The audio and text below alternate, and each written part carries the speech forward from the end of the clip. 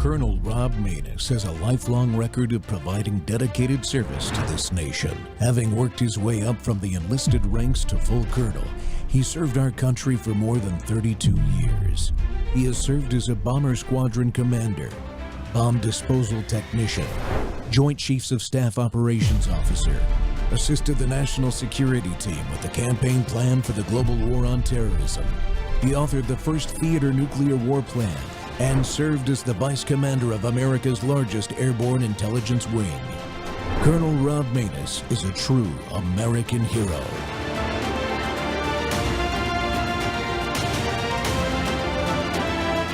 This is Rob Maness Live.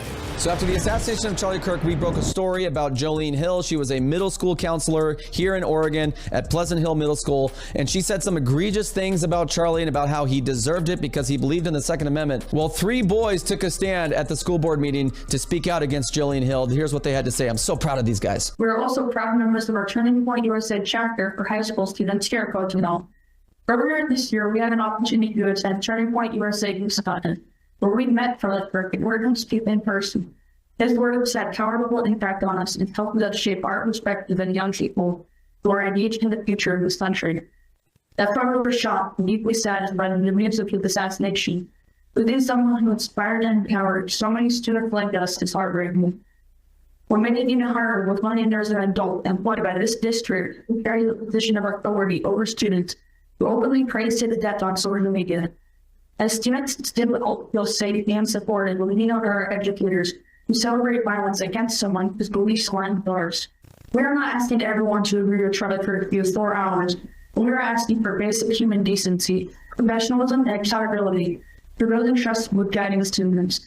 No one, student or adult, should celebrate political violence, and no student should fear bias or mistreatment because of their beliefs. Well done, gentlemen. We need more young men like you to rise up in America. Keep being bold. Keep being courageous. I know Charlie is proud of you. We are proud of you. Thank you for taking a stand. We got to continue to stand against evil. We're not letting this stuff slide anymore, man. Let's go. Welcome back to Training Tuesday. The Rob Maness Show's live on Worldview Tube and our X Spaces simulcast. Well, only one man has to take a stand to start a change. It only took one young man to stand up over 10 years ago that led to the change in our country that you just witnessed in that clip. Young men and women are stepping up after Charlie Kirk's murder, first in his defense publicly, and even more importantly, now to take action to keep the movement alive and end the momentum.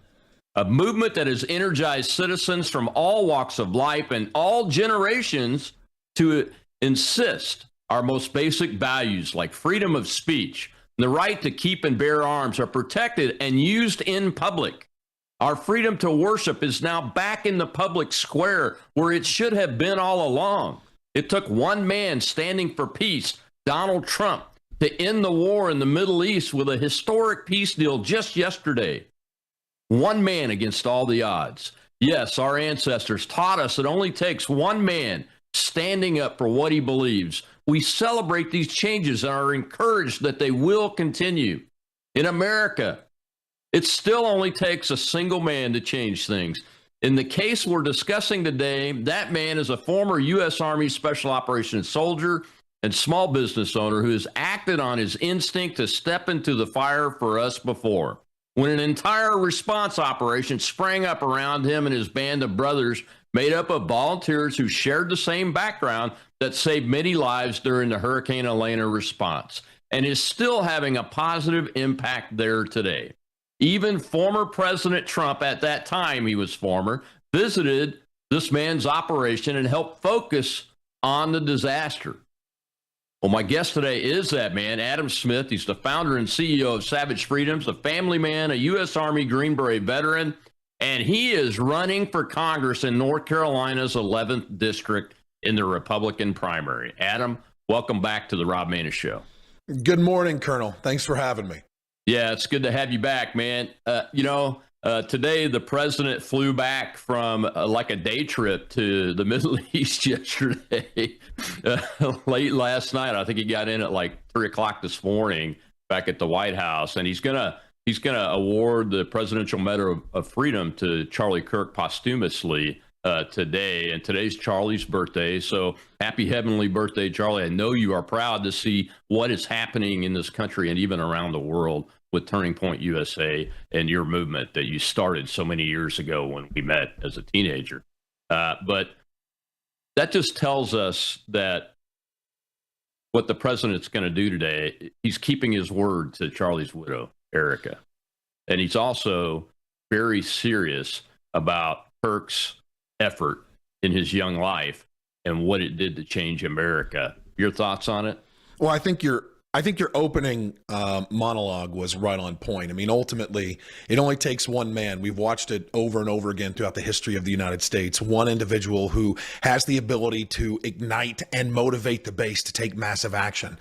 We watched it during the Founding Fathers and ultimately the writing of the Declaration of Independence, and how those group of men, that small group of individuals, came together and changed the face of the world by ultimately leading a rebellion to defeat the largest empire at that point in the history of the world.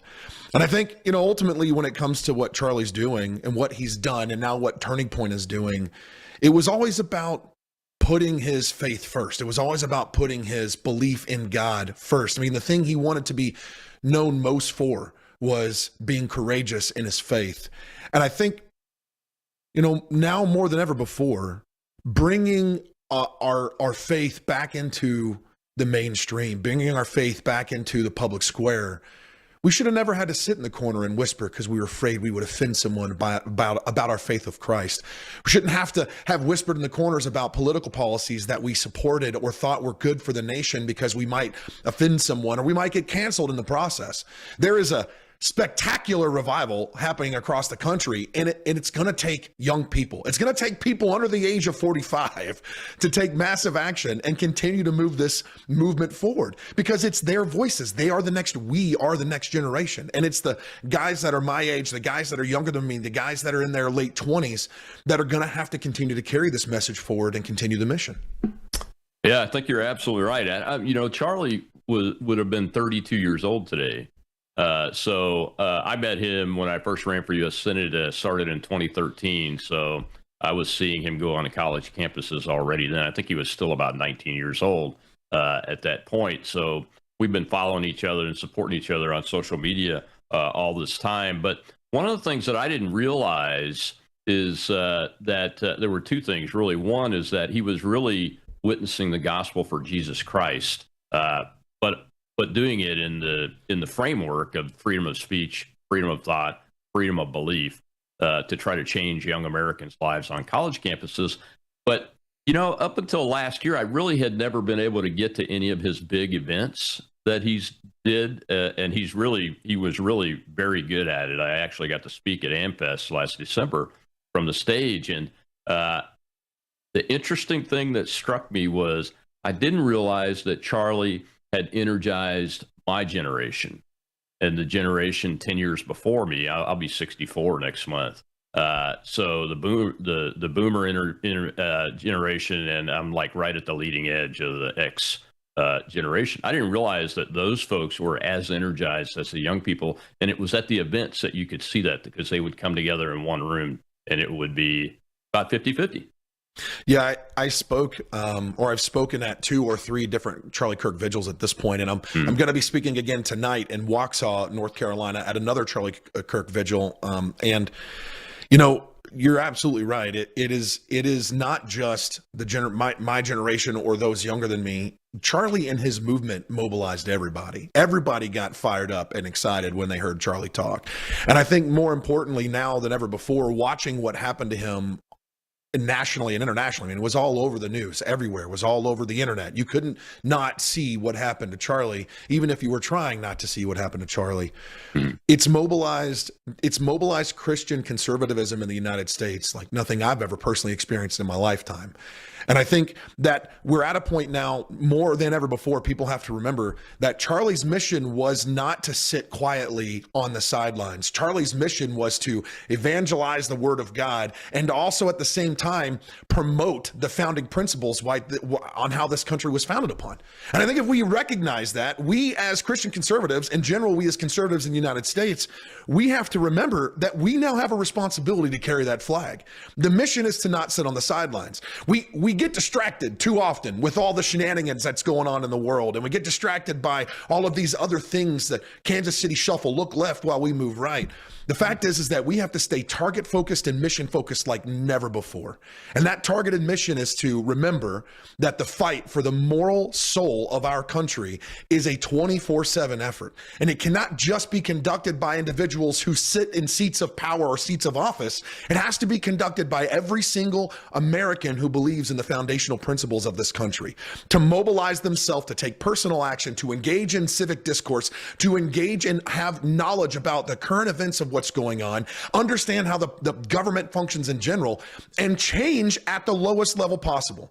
Because that's where it starts. It starts in the school boards. It starts in the county commissioners. It starts in the town commissions and town mayorships. If we can change at that level, then we have the ability to change power at the top. But the only way it happens if we remember that this mission to exercise our rights and our freedoms every single day, to not sit quietly on the sidelines and abdicate our voice to an opposition that won't sit quietly on the sidelines, who has proven over and over again that they'll do literally whatever it takes to manipulate the mass, to manipulate the message in order for them to win and maintain power and strip the rights of the people away every single day. That was Charlie's mission. He just did it in such a unique and I would say dignified manner that we don't see that often.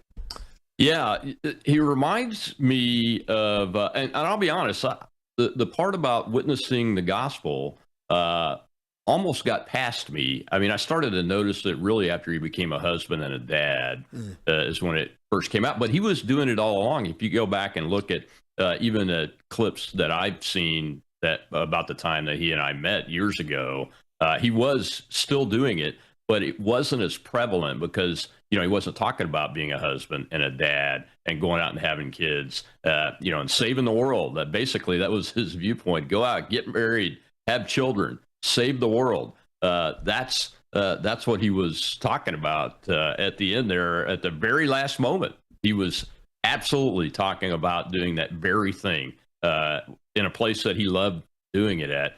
But what's interesting, and before we go to this first break, I want to get your take on it. But what's interesting is that the British in the Independence War days, in the run-up to that, came up with a derogatory term called the Black Road Regiment that they used for pastors that were preaching liberty from the pulpit.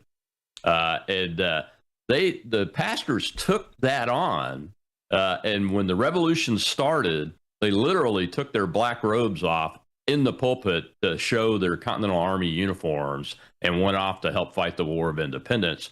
But that network of pastors is something that we've been missing. And that's what Charlie really was doing, was being the messenger, not just for Christ, but for liberty, which is the most basic core value, reason for being of our entire concept here in the United States of America. And he was doing it in such a way that the pastors of today, most of them don't even recognize it.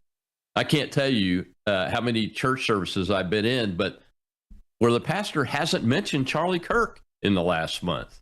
And when you asked them about it, my wife did this very thing. She went the very first Sunday because we've been in church shopping mode in our new location here for a couple of years now. And she's told the guy didn't mention him in his sermon.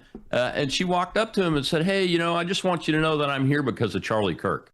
I decided to come back to this church and give you guys another shot because of him. Why didn't you mention him in your sermon?"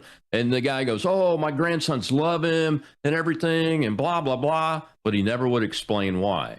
And it's because of timidity, a lack of moral courage, a lack of the ability to see. And that's what you're talking about. When you're talking about, and we're talking about people that are not in power having to be the ones to shoulder this movement and this energy. That's the kind of example we have to show people so that those pastors like that can see and really get behind the movement because we need another Black Robe Regiment. Yeah, I think, you say the term timidity, and unfortunately, I think our politicians have gotten to a point where they forgot the concept of being a statesman. Being a statesman is not being a career politician. Being a statesman is not constantly seeking the trappings of whatever office or title or seat that you sit in. Being a statesman means that you have a target and a mission to accomplish when you go to the Capitol. And then when you're done with that mission, you go home and you go back to being a productive member of society. On top of that, no longer being timid because you're worried about offending someone for your next reelection ploy. I think at the end of the day, this is the number one conversation I've had with so many people while we've been on the campaign, which is this. It's about time that someone stands up and is willing to actually voice what's actually going on for the American people, and somebody that's willing to go and, if they have to, flip over tables and kick down doors. It's what we did very well in the military, Colonel. You know that. Yeah. I know that. It's what we did.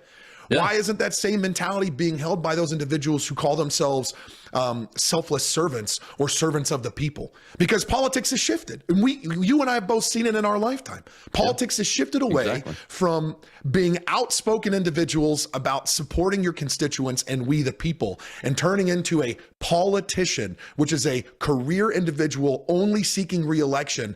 And 9 times out of 10, it's at any cost. And I think that there has to be a major pushback on this. And we see it happening. We see guys like, Congressman Pat Harrigan stepping up, Senator Mullins.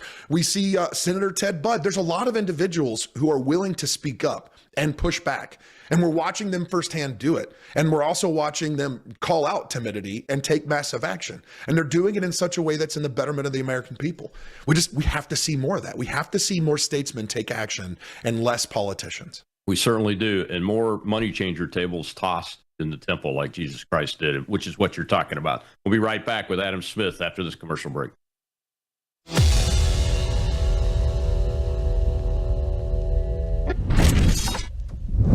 You woke up with a sore throat and a low-grade fever. You know you are getting sick, so here's your choices. You can get sicker and miss work. Try to see a doctor this week, or sit hours in a crowded waiting room at urgent care. I have a smarter option for you. Open your medical emergency kit. Match your symptoms to doctor-recommended prescription in your booklet and take the right meds now and get well faster. This is not a first aid kit. It's like having an urgent care in your home. It includes doctor-prescribed medications to treat over 39 medical issues like respiratory infections, strep throat, pneumonia, UTIs, and more. No waiting to see the doctor and no standing in line at the pharmacy. It's right here. Every home should have at least one medical emergency kit, and here's how to order. Go to worldviewhealthcare.com. Your kit to treat dozens of common and serious illnesses is rushed to your door. worldviewhealthcare.com. That's worldviewhealthcare.com. The emergency kit available at worldviewhealthcare.com. Make sure you don't have to go to urgent care. I got pneumonia. I didn't have to go. I took this last year. Stayed at home. Went to bed.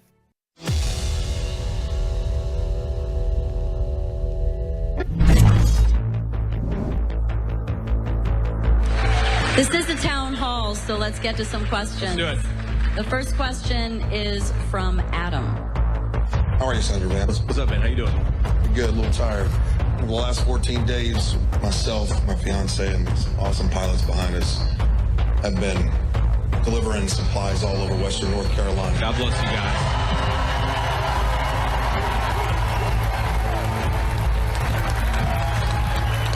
God bless you all. We love you. We're proud of you, and we're so grateful to you. The question is, can we have the conversation about revamping a national disaster strategy so that we can utilize retired veterans and special operations personnel who have been leading the charge hands down in Western North Carolina and effectively provided food, supplies, and medical aid and assistance to thousands and thousands of lives, and revamping the national disaster strategy in the United States so that we can make it more effective? I am sick and tired of weak representation in Washington. Aren't you? I think it's about time we have leadership with backbone in Congress. As a Green Beret and founder of Savage Freedom's Relief Operations, my team, the people of Western North Carolina, and I demonstrated to the governor and the Biden regime exactly what the backbone of the mountains looks like. That's why I'm going to D.C. I'm Adam Smith, and I'm running for Congress in Western North Carolina, and I approve this message. Welcome back to the Rob Maness Show. And, it's Charlie Kirk Day is what it is here in the United States of America. And my opening monologue talked about one man. that can impart change when change is necessary. And my guest today is that man, Adam Smith from Western North Carolina, where my family's home ground, ancestral ground, is even to this day.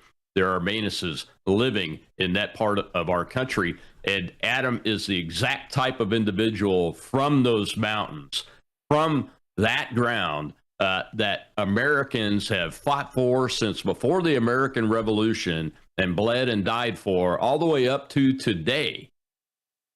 And he's running for Congress, not because it's personal, but because he sees what needs to be done, and the people with the power are not doing it. Adam, welcome back to the show. I had to show the little video there from your campaign website because it tells that story. You guys did a great job with that. It tells the story of why in a very short period of time. What are the main pillars of policy pillars of your campaign? Well, the very first thing that we're looking at is reorganizing FEMA. You know, there's been this big conversation about disaster response and disaster relief, and the money has not been flowing as effectively and efficiently as it could be back into Western North Carolina. And there's a lot of my neighbors that are still living in campers. There's a lot of my neighbors that are still trying to figure out how to rebuild their business, and they're holding bags of small business loan debt that they've already got. And right now, really their only options 9 times out of 10 is to file or submit for a small business associate, an SBA loan, which gives them another bag of debt.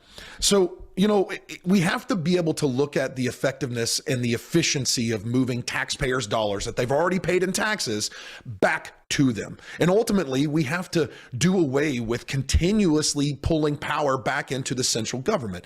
The idea is to reinforce and incentivize the states to be able to process their own issues and handle their own issues and run their own money. And so reorganizing FEMA is a major, major, major priority, as well as getting the dollars to flow in a more fluid manner. Look, we're talking about $55 to $65 billion worth of damage in Western North Carolina. There's so much infrastructure redevelopment and small business reinvestment that has to happen that we have to look at a multitude of different options. President Trump in his first term decided to use these things called opportunity zones. Phenomenal concept, great tax incentive for small business development. Well, we have a great opportunity for reinvestment into the region, and that should be a conversation that we have with the president, which is what sort of opportunity zones can we bring into Western North Carolina to incentivize the investment and regrowth in small businesses? That's one piece. That's one of the biggest focuses. The second biggest focus, more than anything else, is business and industry. Industry has been fleeing Western North Carolina for a very long period of time. And in the process of that leaving, we've lost jobs, we've lost revenue, and that revenue has shifted over into primarily being tourism revenue. Now, it's not necessarily a derogatory thing to have your revenue from tourism. The problem is when you put all your eggs in one basket. And a majority of the small businesses in the region are triply damaged because they are holding a bag of debt. The only way to rebuild is to get another bag of debt. And now they're out almost 2.5 quarters of potential revenue generation because tourism has been on the down, has been lower since the storm happened. So, you know, look, if we can look at the ability to move taxpayers' dollars that have already been paid in taxes in a more effective and efficient manner to incentivize states and empower states to take that action and let them manage it at the lowest level possible and move power out of the central government and back into the hands of states, I think that changes the effectiveness and efficiency by which we can make this happen. That's a big goal, my friend. You know, money is power, and centralized power is even more power. And the yahoos that are career politicians up there in what my friend Mike Church calls Mordor in Washington, D.C., what I call the swamp, is the central organ of power that is husbanding those dollars that you're talking about, that you and I have paid, and your voters have paid already in. And how dare you want to bring that back to the state where they were paid into to do the right thing and give power back to the people? Look, President Trump and this administration has already taken massive actions to reduce spending at the federal level. Now, I know everybody said the big, beautiful bill came out and it added another $3 trillion in spending.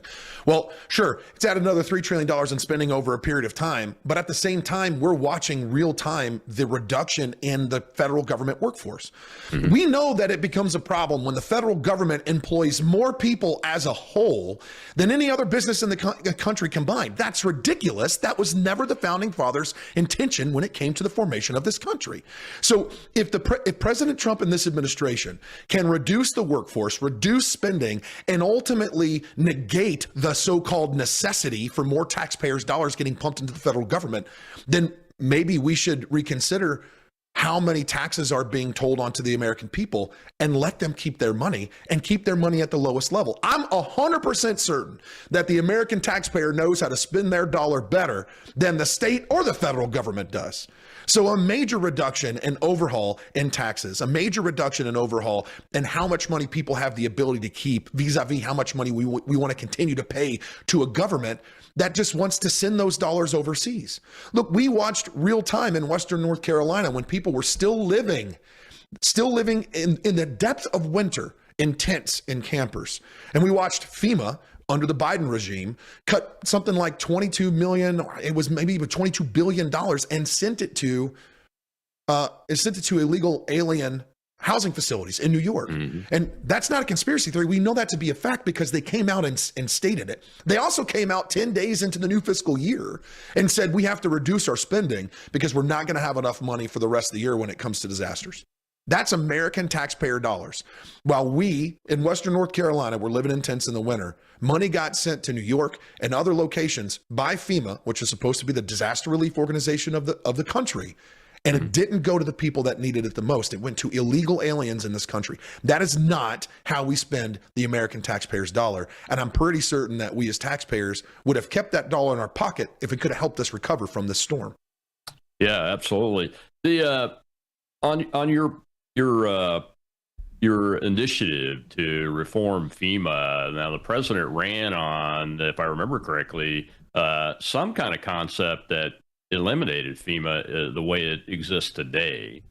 How would your proposal fit into the president's policies that we're seeing developed from a public perspective? It's coming out slowly, I think. Yeah, it's coming out really slowly. I haven't seen anything come yet from the FEMA Review Council that was founded nearly a year ago at this point. But I think some of the critical takeaways would be, the first thing is rather than doling funds into FEMA and those funds then get pumped into each individual agency like the Department of Transportation or Housing and Urban Development, HUD and DOT already have disaster relief buckets of money. So how about we let HUD and DOT what HUD and DOT does and work at the federal and state level as agencies rather than trying to have a singular choke point, which would be FEMA with its coordinations on how that functions and operates. The second thing would be is FEMA was never designed to be an immediate response organization. So how about we shift the way we dole out funding and move it into block grants, and those block grants can be doled out to the state level, and then the state can utilize those block grants to put it down. But I think there has to be some specific legislation, and I don't like more regulation. However, if we can regulate how executive branches at the state level receive disaster funds, right now, 9 times out of 10, the fund goes into nearly a slush fund, and then the executive branch has the ability to do with it what they want. Now, it's political suicide not to spend those dollars with what they're allocated for. However, every time the money gets touched, there's another 10% administrative fee. So $100 million comes down, $10 million disappears. And by the time that dollar gets to the taxpayer, we're sitting at 40 or 60 cents on the dollar versus what the actual dollar was coming out of the original allocation. So we have to change how dollars are appropriated. We have to change how dollars are moved, and we have to change the legislation on how they're spent when it gets down to the state level. Now, I know that sounds contradictory, but ultimately it's not, because that's specifically disaster relief funds. And if those funds are used to rebuild roads, rebuild infrastructure, rebuild small businesses, and block grants at a state level, which would be another conversation to be had with state legislation, that incentivizes those dollars to get to the lowest level possible, and that's the target. Exactly right. Well, we're going to take another commercial break. We'll be back with Adam Smith, congressional candidate in North Carolina, District 11, in the Republican primary. He's the Republican you need, folks, because the other guy didn't get the job done. We'll be right back.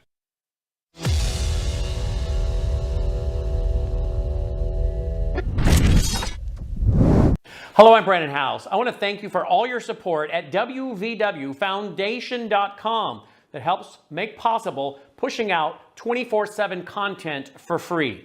Without your support, we'd have to put it all behind a paywall. But thanks to you and your support through our foundation, we're able to push it out for free as a broadcast service and broadcast ministry of WVW Foundation.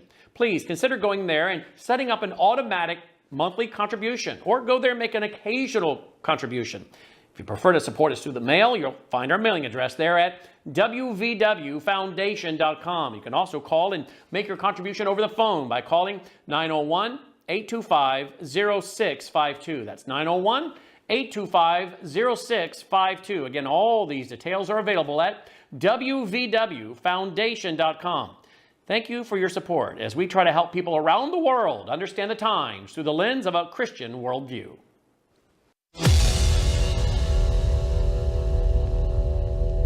And life is too short to sit on the sidelines. There is a moral crisis that's happening in the United States, and the moral decay that we continue to watch, it has to be abated.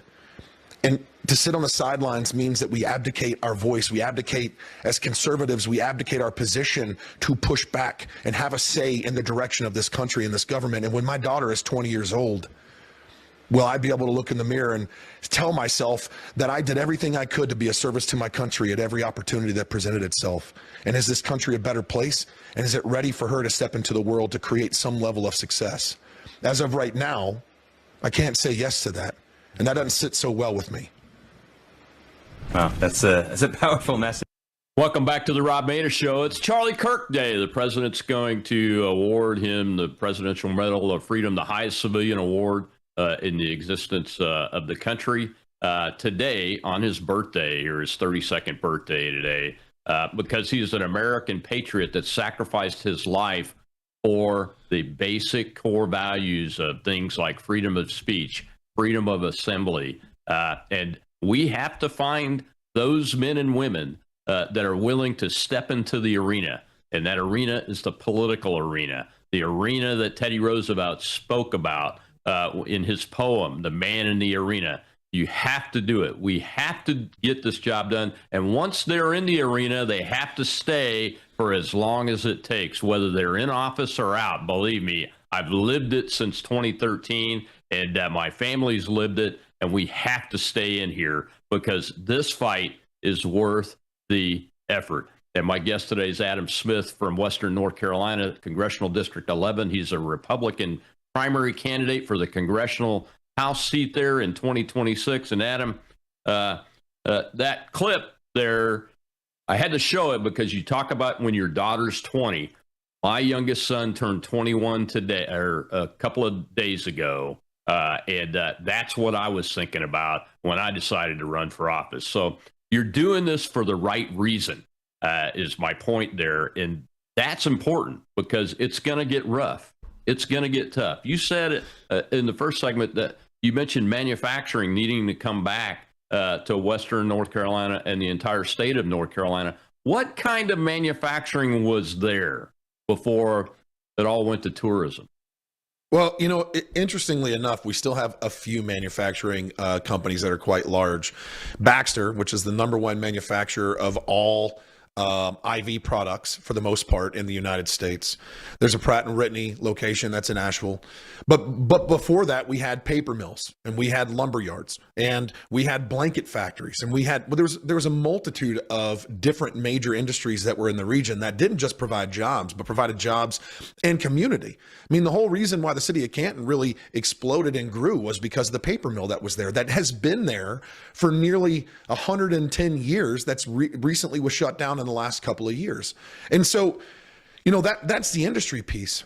But, you know, to your point, when you said your son just turned 21 and I talked about my daughter, I think every parent believes that their children deserves better. And I think that every parent, and I really do believe that if they're a good, true, legitimately good parent, then they want better for their children and they want to be outshined for their children. The question that we have to ask ourselves is, are we doing enough? And Every night I go to bed, I have a pit in my stomach because I feel like I haven't done enough that day. And when I wake up in the morning, the next morning, I have this, it's not panic or anxiety, but it's this drive, this something inside that says, get after it because you have to do more today. And when my daughter is 20, the question will always be asked. And I will always ask the question. I ask the question every day now as it is. Have I done enough to be a good father? Have I done enough to show up in my daughter's life? Have I done enough to prepare the world for her, not the other way around? My daughter is going to be prepared when she steps into the world. Her dad is a former Green Beret. Her mom is a super fit, extremely intelligent lady, like phenomenal woman. My daughter is tough. She's the princess tomboy. She likes to run around in her princess dress, bare feet outside. But the real question is going to come down is, have we prepared the world? And that requires us to be engaged. And that requires us to do more than just to sit back and be quiet and want to be left alone so that we can go to church, go to work, and raise our family. It requires more than it requires a dedicated, consistent, and concerted effort of showing up, speaking up, and standing against what's happening in our country. Yeah, exactly right. So now that you have stepped into this political arena, what is your plan to win? Oh, man, that's a good question. We're just talking about this last night, actually, with the team. We had a veterans sit down last evening in Marion, North Carolina, to have a conversation about veterans advocacy and veterans issues. You know, at the end of the day, this is going to sound completely asinine when I say this, but win or lose, there's an opportunity to achieve a bigger mission here because it's a platform and an opportunity to spread a message. And if we can unify the base and mobilize them, that's really what this boils down to. And we get people to get back into praying before they eat and sitting down with their family and having these kind of conversations. But ultimately, the plan to win, well, I don't want to give away too much strategy on public space because I don't want to give that away to the incumbent. But our plan to win is to mobilize a massive grassroots effort, which is the same thing we did during the storm. And we are boots on the ground. And I say that not tongue in cheek. Every single day, I am somewhere in the district.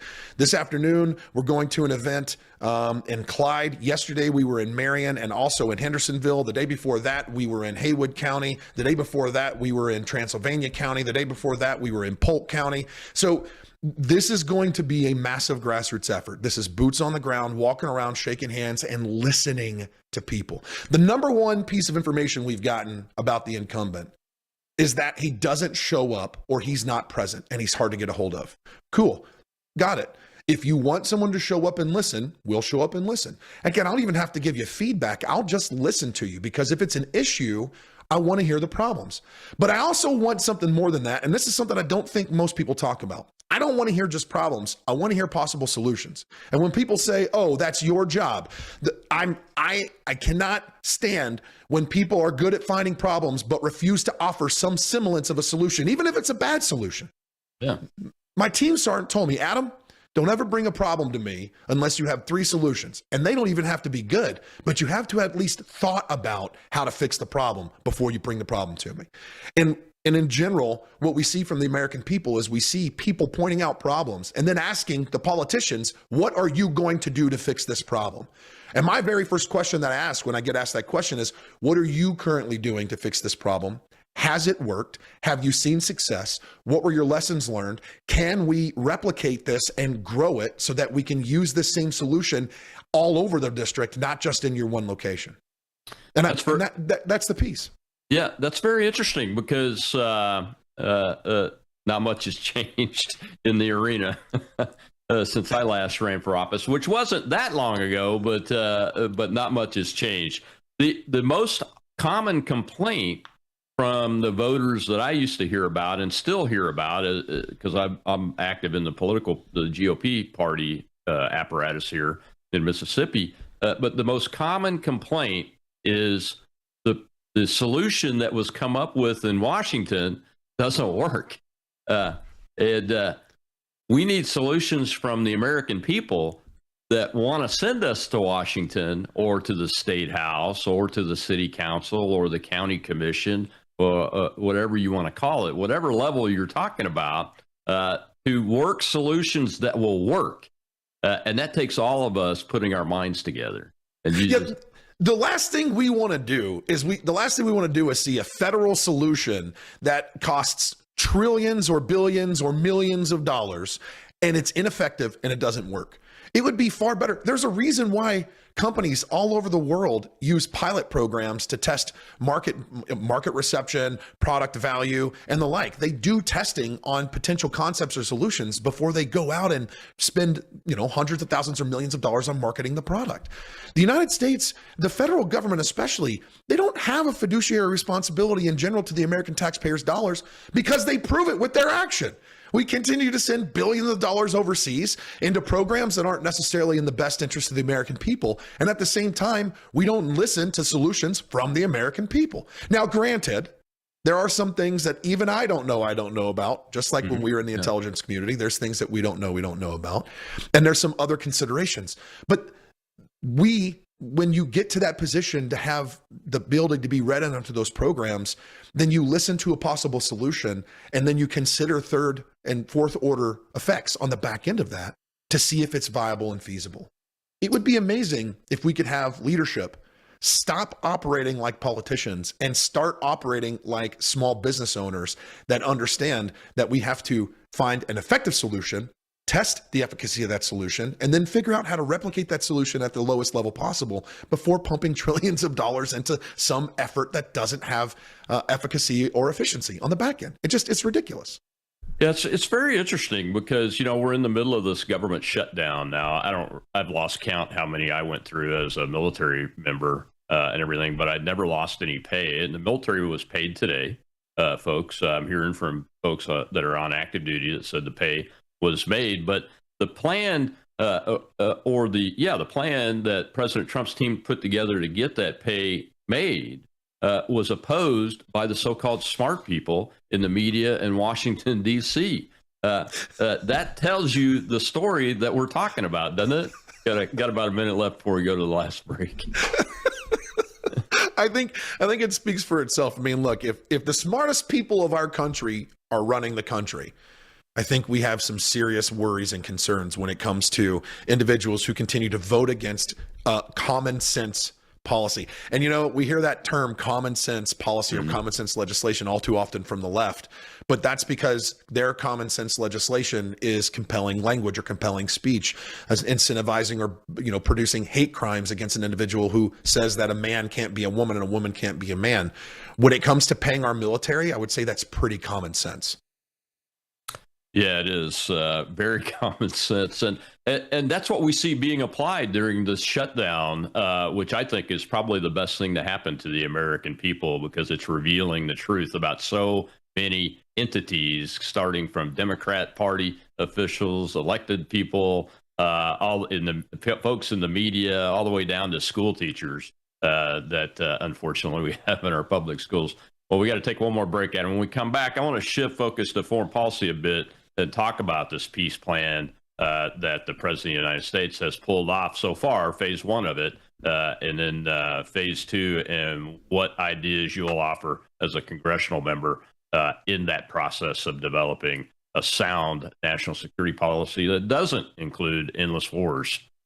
We'll be right back with Adam Smith.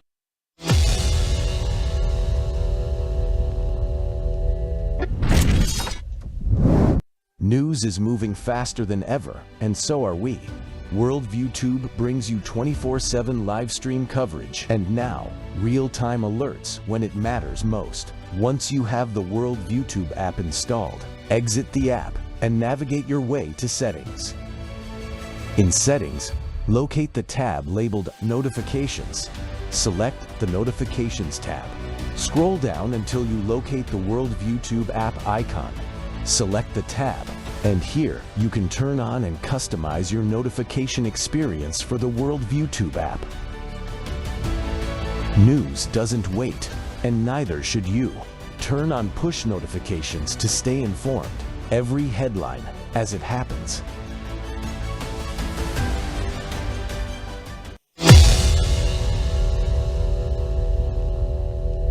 We saw President Trump there taking the time with the hostages. And once again, you're seeing that empathetic side of President Trump really come to the forefront. You're seeing the fact that this is a man who, and Steve, you and I were down at Mar-a-Lago, and we were at that event where President Trump came out and talked about the casualties in the Ukraine war he was talking about at the time, but you could see it in his face and you could read it in his eyes that this is a man who deeply, deeply cares about the wounds of war, who cares about the blood that's being spilled. And this is exactly the same man who would speak out against the global war on terror during the height of the Bush administration, one of the few people as a Republican to do so, and then, of course, became the first Republican to speak about this on the Republican stage back in 2015, 10 years ago now, 10 plus years.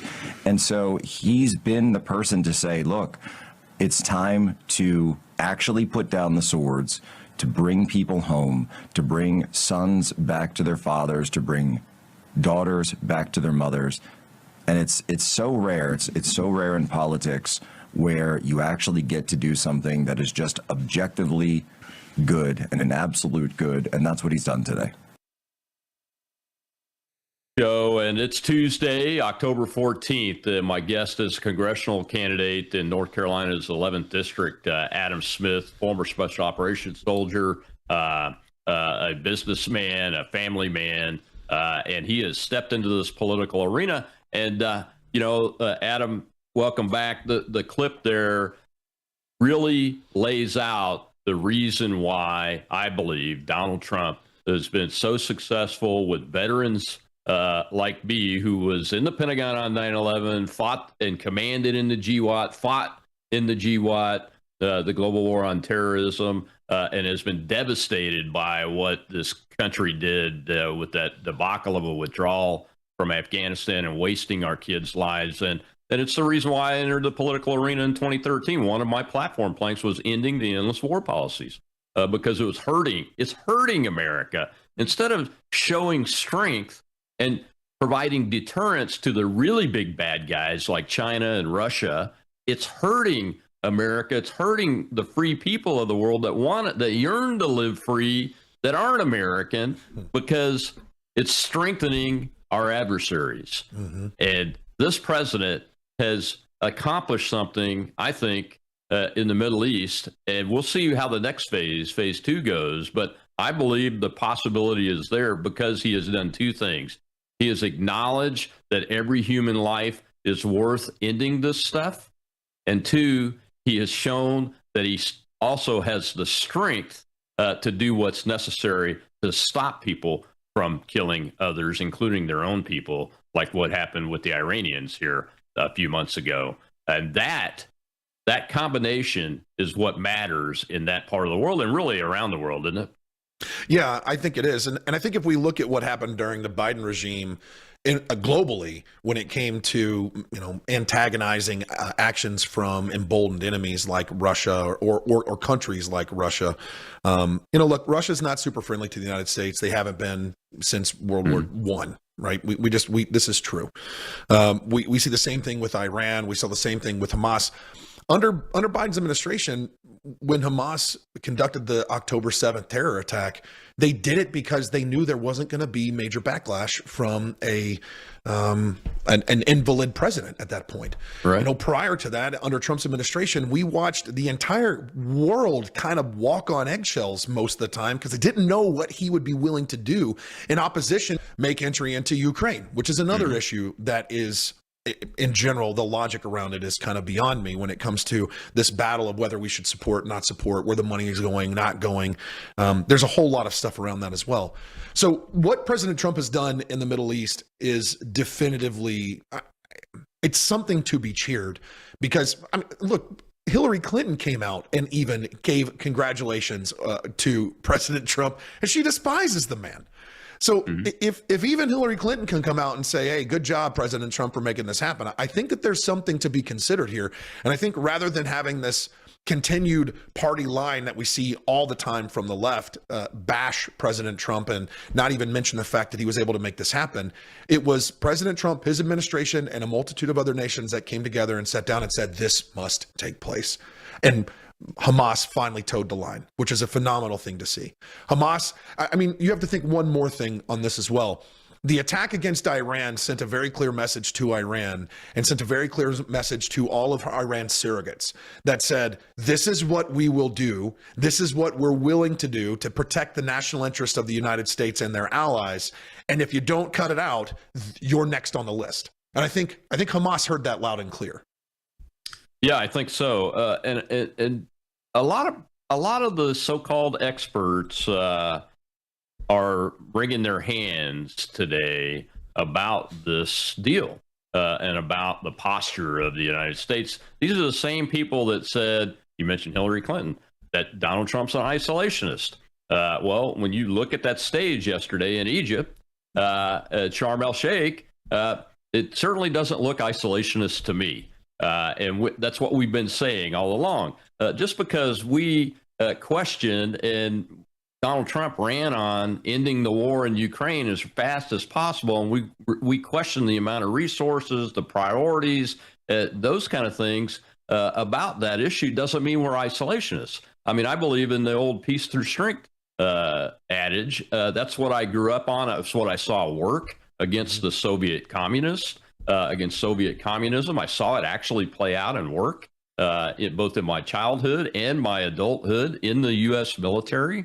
I was an eyewitness to a lot of that and participated in some of it. So I will go with a concept that works, that doesn't require me to put my 21-year-old on a battlefield to try to decide where the eastern border of Ukraine and Russia is. That's not my problem. And so this president has this policy that uses the same words, peace through strength.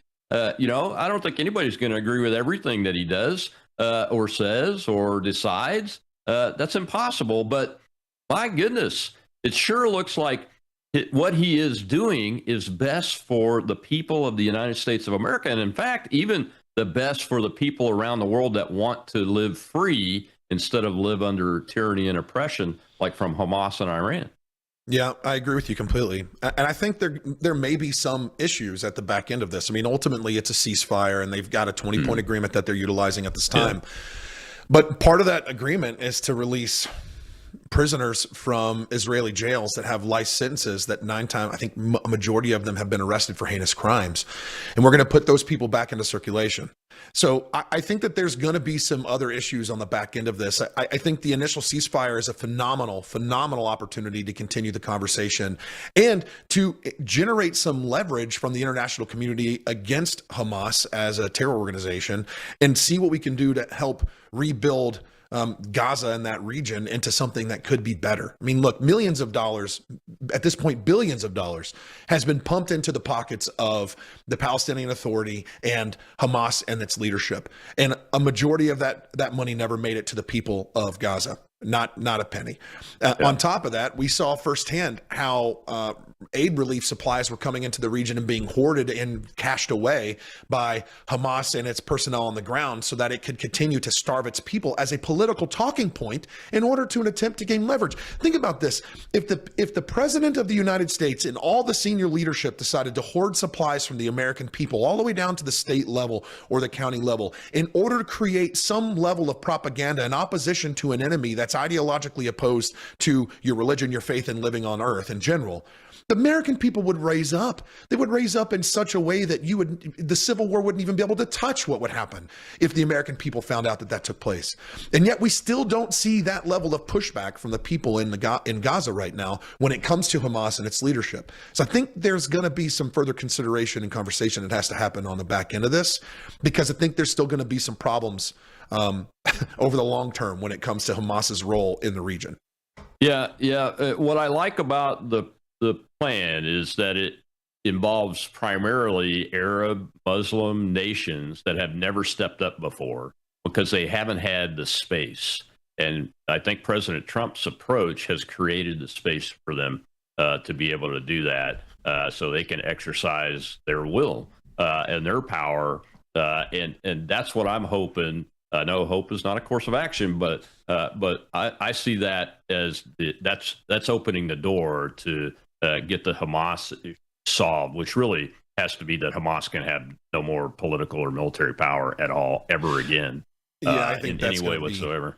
That's going to Sorry, I think that's going to be a critical piece. That has to happen. Yeah. And to your previous point, I just want to add the idea that when the world devolves or countries devolve into kinetic warfare, that the United States has to immediately throw troops into the fight is this concept that we have to move beyond.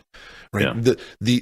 The way we handle the situation, the way President Trump and the administration has handled the situation through diplomacy, through realpolitik, by applying economic sanctions, and also demonstrating the projection of geo-military strategic force and power around the world. That's the way to do this. Do it in a way that preserves the life of the American people. That is an American first agenda. Exactly right. And that's what your agenda is America first in your campaign. We got a couple minutes left here, Adam. Let's talk about where you want to go with the campaign, what's next on the horizon, and how folks can get to help you. Well, first, if you have an interest in learning more, you can go to adaminthehouse.com. There's another Adam Smith who's currently a sitting member of Congress who's from Washington State. He's a Democrat. That's not me.